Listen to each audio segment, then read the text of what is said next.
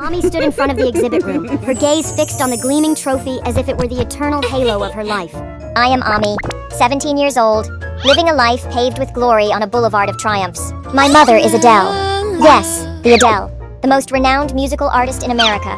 With such an extraordinary legacy, it's only natural that I continue the radiance she has left behind. For nearly 9 years, I have consistently claimed the championship trophy in the school's talent competition, drawing admiration and perhaps a touch of envy from everyone around me. But this time, this trophy will mark the final chapter, the crowning achievement of my nearly decade-long reign of brilliance. Yet just as I stood at the pinnacle of glory, life decided to challenge me. My threat goes by the name Jane. She's poor, rough, and has these eyes that bulge like car headlights. A bizarre combination that makes her unforgettable, even if I were to live another life. The first time I met Jane was in music class, when the teacher, brimming with pride, declared, "Ami is the only one who can perform this song perfectly." I basked in the applause of my classmates, savoring every clap. But then Jane suddenly stood up and said, "I can do it too." Oh, how laughable! Who would believe that? I even let out a dismissive chuckle, full of confidence. And then she started singing. My God, her voice. It was like some 52 hertz supersonic wave that sent my teacher floating into a state of bliss. And my classmates, the same ones who praised me daily, began cheering and clapping like maniacs. It was bitter. I felt betrayed. Not because I hated Jane, but because of that gnawing discomfort when someone else outshines you. And worse, Jane announced she would compete against me in the school's talent competition. The classroom buzzed with whispers. Could Jane steal Ami's final trophy? No, I couldn't let that happen. Without this trophy, my decade of glory would mean nothing. 1 hour later. One afternoon, I returned to school to grab my phone charger. And that's when I saw Jane. She was standing on the teacher's podium, singing with a voice that lodged itself in my throat, choking me with its power. I hurried into the classroom, snatched up my charger, and prepared to slip away unnoticed. But Jane's gaze locked onto me, freezing me in place. She didn't stop. No, she sang louder, better, as if declaring war. I had never felt so insecure in my life. How could a child born from nothing, from the depths of poverty, possibly outshine someone like me, a girl born into wealth, with every advantage the world could offer? I drove home, my mind tangled in a web of anxiety. Desperation gripped me, pushing me to head straight to my mother's vocal training center. I needed to work harder. I needed to win.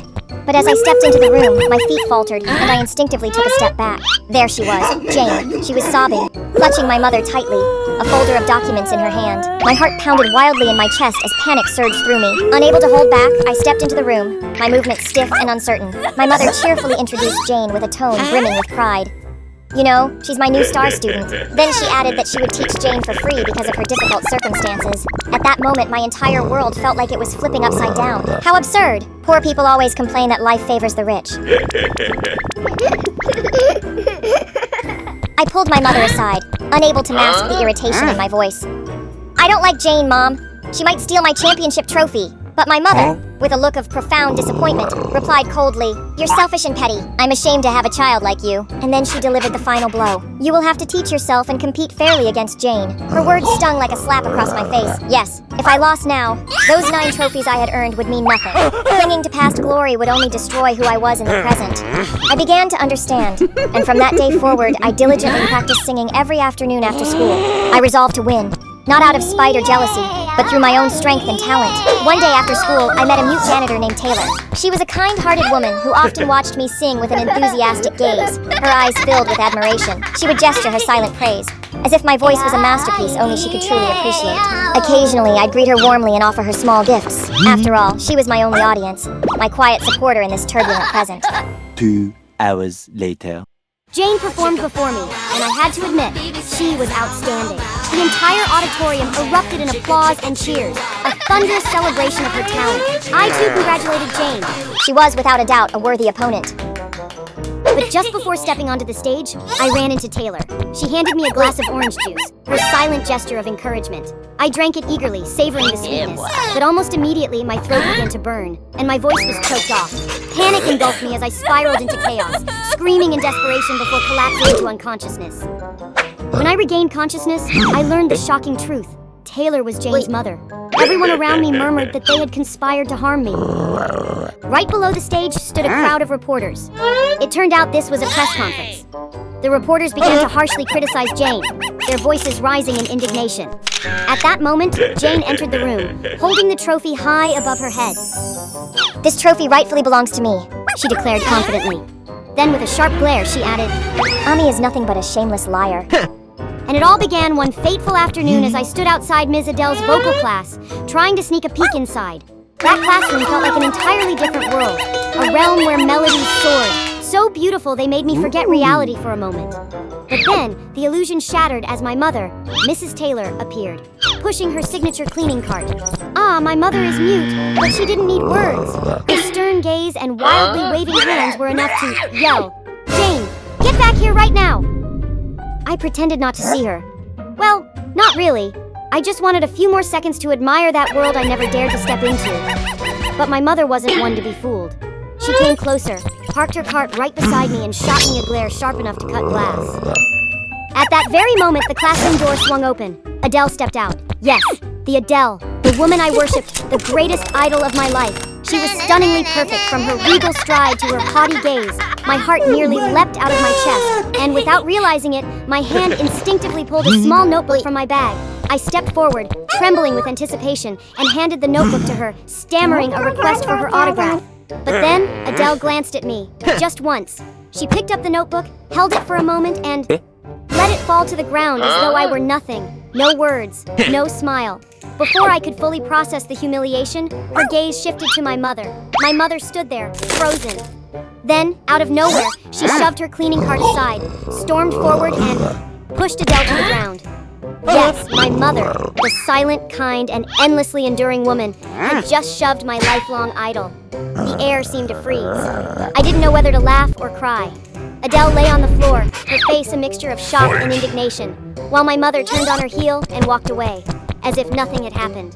I stood there staring after her, my mind a chaotic whirl of emotions. When we got home, I was furious with my mother. But instead of saying anything, she quietly handed me an old notebook. Her gaze, firm and unyielding, seemed to say, "Read it." I opened the notebook, and each page felt like a storm sweeping through my mind.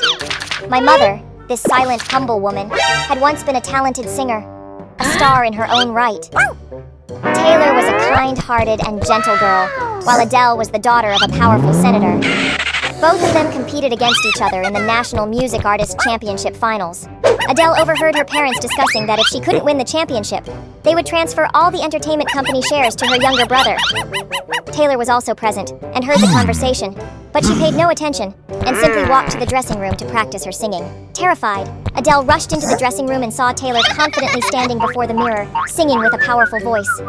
Overcome by a storm of rage and fear, Adele approached Taylor, struck her, and then used a sharp ink pen to stab deeply into Taylor's throat, causing her to bleed profusely before collapsing unconscious. As a result, because Taylor did not participate in the competition, Adele won the championship. A day after the cleaning staff had finished, they discovered Taylor in the dressing room, her throat severely damaged. Jane quickly closed the notebook and hugged her mother. I asked her why she didn't report it to the police, and my mother cried, writing on a piece of paper that a congressman had hired someone to threaten her. If she went to the police, she would face an even worse fate. After learning the truth, I was filled with anger and regret for blaming my mother.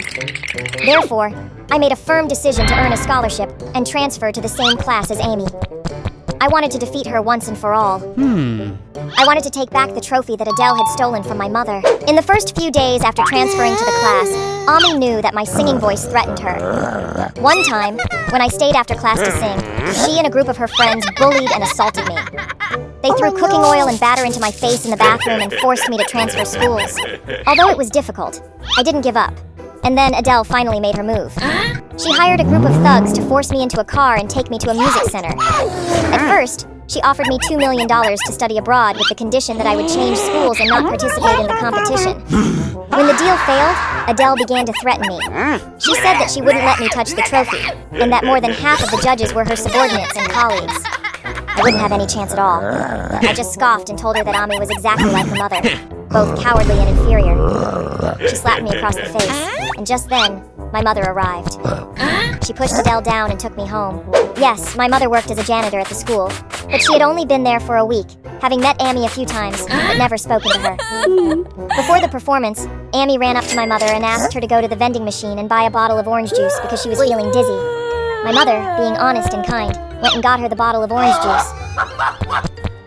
Amy had secretly put drugs into the bottle of orange juice and drank it. She staged a scene to frame us, knowing that she would always be the loser.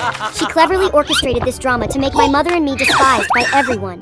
Jane picked up the trophy and said, "This trophy rightfully belongs to me. Ami is nothing but a fake failure." Below, the reporters began to panic, and reporter Peter stepped forward to ask a question. Amy, frustrated, grabbed the trophy and hit Jane. They started fighting, and the other reporters joined in, snapping photos and reporting. Peter and David stood off to the side and began broadcasting live. Peter suggested that Amy might have staged the scene and framed Jane. A person who constantly wins is driven by their greatest fear, failure. Peter believed Jane was a kind-hearted girl with no status, and she couldn't have done such a thing. David, on the other hand, believed that someone with nothing to lose was the one with the most powerful weapon. Because Amy had grown up with everything, she had become arrogant and naive, which made her vulnerable to being manipulated by Taylor. Peter shook his head, looked into the camera, and asked the audience, "Who is the real liar?"